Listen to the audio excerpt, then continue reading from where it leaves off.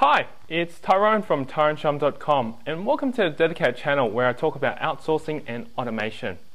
In today's topic, I'm going to share with you is that I'm going to be talking about is outsourcing exploiting cheap labor and hurting local small businesses. And the reason why I raised this question up is because recently I received an email from a local outsourcing company here that said to me, hey look Tyrone, I think you're really not doing a very good job because you're exploiting cheaper labor than what it is that we're supposed to be charging here. Apparently, they charge at about $1,500 here locally to hire a virtual assistant for a small company, whereas I can teach people how to outsource and find people for around about $300 to $350 US a month, and they're charging about $1,500 US a month to be able to hire or outsource to these people. Now, don't get me wrong, I've got no problem with that, and it's definitely already half the price of what it costs to hire just a local executive assistant here. Like an executive assistant, you'd be looking at paying them a minimum of $3,000 to $4,000 a month just to have them work in your office full time and also to do the work that you need them to do. And on top of that, you got to add on super taxes, etc., and so forth. So in actual fact, it'll be more than $4,000. But to hire a virtual assistant, a full-time virtual assistant working for 40 hours a week locally here with an outsourcing company, costs you around about $1,500, and that's including everything. You don't have to worry about the taxes, you don't have to worry about superannuation, don't have to worry about setting up a computer for them and so forth. And he commented that he thinks that I'm really exploiting it really cheaply, because to hire someone for $300 a month is really cheap. Like, it's less than $1 or $2 an hour. And now I'm going to give you my opinion. I know that some people are really going to sit really edgy with this, and I know that some people are just going, great, how can I find out more, Tyrone? Tell me where I can find these people. So I'm going to give you my point of view and where I sit on it.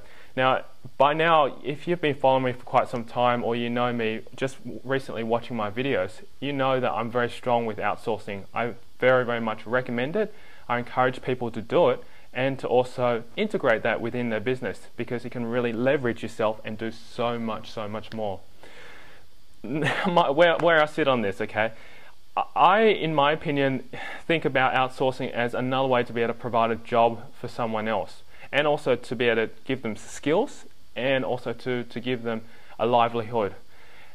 The difference between hiring someone here and hiring someone overseas, say in Philippines or India or any of those other countries, and particularly for me, I hire people in the Philippines, is that their economy is they have a different currency to us.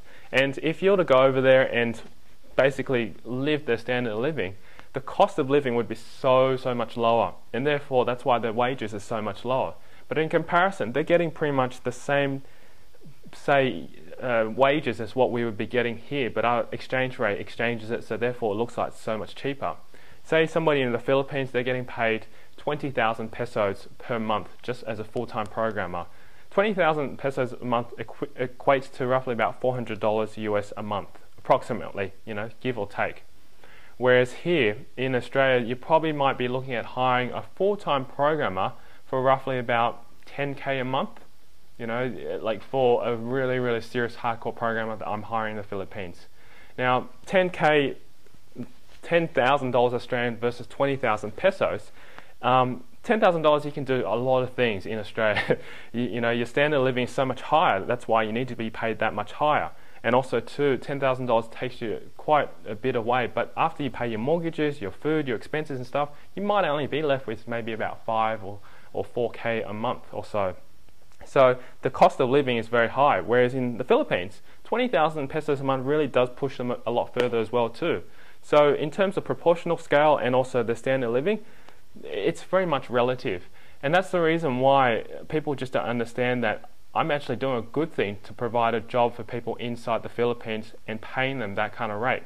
And if I had to hire someone here, yes, the person here may not get a job here, but I'm actually providing a job for someone overseas. And because we are a global economy now, with the internet, with easy access, with social media, we can get access to resources so much like that. Basically, you just contact someone and you should be able to get in contact with someone very instantly. Whereas back then, to access the economies of scale, to access all those kind of resources, may take you days, weeks, months even just to be able to access it. So times have changed, and if you're not keeping up, particularly large companies right now, like large telecommunication companies, they're all outsourcing to the Philippines, they're outsourcing to India, and they're outsourcing to Russia. All those countries out there, their economies of scale are pretty much in proportion, but the exchange rate makes it look like as though they're not getting as much back. So that's the reason, in my opinion, why I think it's not a bad thing, it's a great thing. It actually provides a job for someone else. And yes, unfortunately, the person locally may lose the job, but that means that they'll have to go out and be a little bit more, either a better entrepreneur to look for a job, or upsell their skills and be a little bit more specific and professional. Because the more professional you are at a particular skill, the harder, the less demand there would be, the less supply there would be of you. You know, in the pool of people that are out there, there's plenty of jobs here. So I would not, to be honest, be worried about losing a job. If I had to go out today to get a job as a programmer again in a specific niche or particular skill set, I think I should be able to get a job very quickly, just like that, because I know I've got the skill set. But I'm not in it for that. You know, I can work for the dollar and do all that. But what I'm just basically saying is that there are going to be plenty of job opportunities out there, and if you're a local employer and you're a local small business, thinking that you're going to get hurt from outsourcing, you know, you got to think again, because a lot of people are doing it already, and you may be falling behind the ball. And I don't want to offend anyone. That's the thing. I don't want to offend anyone. If your opinion is different to mine, that's fine. You know, express it. Let me know how you feel, and I would like to hear your feedback on this. But in my opinion, you need to be looking at outsourcing. And in my opinion, it's not exploitation of cheap labor. You're getting a very, very good resource here for a much lower cost because of the economy and also of the currency, and because of where we are in globalization, you're able to access these resources much better. So I'm just going to reiterate on what I've said. It's not a bad thing. We're not exploiting cheap labor. We're actually getting a benefit here and also providing a benefit for other people overseas. And furthermore, small businesses can benefit from this if they think they're going to be hurt by this. If you are not starting to outsource as a small business in order to be able to compete with the medium to large size companies, you're falling behind the 8 ball, because I know that large companies are already doing it already. You may have heard, as soon as you pick up the phone, it gets rerouted over to the Philippines and you'd be speaking to a Filipino. It's very common. I've been hearing that myself, and I've even had times where I said, so which part of the Philippines are you from? They're going, Manila, Cebu, you know, and I'm not surprised. So yeah, I don't think it's exploitation. I think it's a great resource, and in my opinion, I think it's the best thing that you can ever do if you want to take your business much faster. If you're happy to hire local people, I've got no problem with that.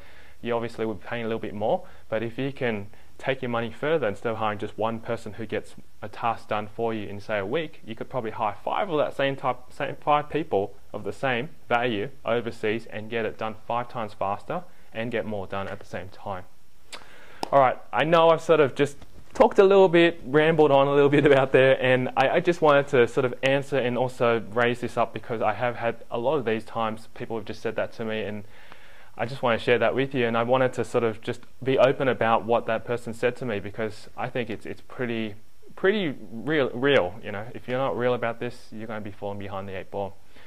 Anyway, I'd love to hear your comments. Just feel free to share them down below, and if you think that I'm not being fair and thinking that we're exploiting cheap labor in the Philippines or any other part of the world, or that we're hurting small local businesses, voice your opinion right now, and I'd love to see what you'd say as well too, because I disagree. Anyway, thanks very much for watching this. My name is Tyrone, and I'll see you inside the next video. Bye for now.